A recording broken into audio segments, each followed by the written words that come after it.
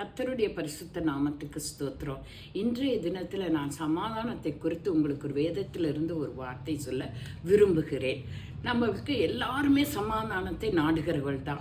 எப்பவுமே நமக்கு சமாதானம் வேணும்னுப்போம். பெரிய பணக்காரன் எல்லா வசதியும் இருக்கும், ஆனால் அவனுக்கு சமாதானம் இருக்காது. ஒன்றுமே இல்லை, ஒரு பிச்சைக்காரன் சந்தோஷமாக ரோட்டில் நின்றுட்டு நல்லா சாப்பிட்டுட்டு சந்தோஷமாக குடும்பமாக இருப்பான். அப்போ சமாதானத்தின் காரணர் யாருன்னா தெய்வந்தான். மேகா 5:5 சொல்லுது, இவரே சமாதான காரணர் என்று. அதே போல் எசாயா 9:6 சொல்லுது, நமக்கு ஒரு பாலகன் பிறந்தார், நமக்கு ஒரு குமாரன் கொடுக்கப்பட்டார், கர்த்தத்துவம் அவர் தோளில் இருக்கும், அவர் நாமம் அதிசயமானவர், ஆலோசனை கர்த்தர், வல்லமையுள்ள தேவன், நித்திய பிதா, சமாதான பிரபு எனப்படும். ஸோ நமக்கு ஒரு பாலகனாகிய இயேசு கிறிஸ்து இந்த உலகத்தில் பிறந்ததுக்கு ஒரு முக்கிய காரணமே நமக்கு சமாதானம் தரதுக்கு தான். இந்த சமாதானம் பூரணமாக யாருக்கும் இருக்கா? எல்லாருக்கும் பூரண சமாதானம் உண்டா?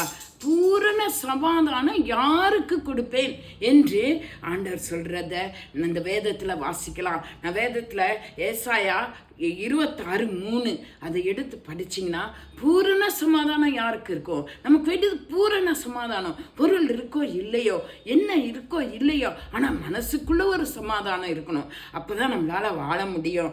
அந்த சமாதானம் எப்படி கிடைக்கும்னு பார்த்துக்கோங்களேன்.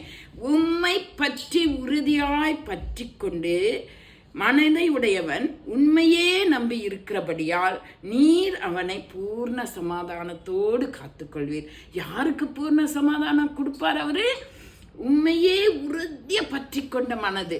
நம்ம மனசு எப்படி இருக்கணும்? இயேசு சாமி மாத்திரம்தான், என் தேவன் மாத்திரம்தான், அவரால் தான் முடியும். எவ்ரி கேன், ஹி இஸ் வல்லவர், அவரே தான் எனக்கு செய்ய முடியும் அப்படின்னு சொல்லி நம்ம அதை முழுமையாக நம்பணும். இந்த பக்கம் அந்த பக்கம் அசையக்கூடாதுங்க, உறுதியாக இருக்கணும். அது மட்டும் இல்லை, நம்பி இருக்கிறபடியால் அவன் நம்ம என்ன பண்ணா தேவனையே நம்பி இருக்கணும். Not others. நம்ம எந்த உதவிக்கு எங்கே யாருக்கு போகிறதுக்கு முன்னாடி தேவனை நம்பணும். அவர் நம்மளை வழி நடத்துப்பார். அவனுக்கு தான் ஆண்டவர் என்ன செய்கிறாராம்? பூர்ண சமாதானத்தோடு காத்துக்கொள்வார். உங்களுக்கு பூர்ண சமாதானம் வேணுங்களா? இது 2 தாங்க. உறுதியை பற்றி கொள்ளுங்க, அவரையே நம்புங்க. இந்த 2 காரியத்தை நீங்கள் செய்தால் உங்களுக்கு பூரண சமாதானம் இருக்கும். சூழ்நிலை எப்படி இருந்தாலும் உங்களுக்கு சமாதானம் உண்டாயிருக்கும். ஏன்னா அவர் சமாதானத்தின் காரணம். நம்மளை ஆராய்ந்து பார்த்து நம்மளை திருத்தி கொண்டு பூரண சமாதானத்தால் நடத்துகிற தேவனை உறுதியாய் பற்றி கொள்வோமாக. God bless you.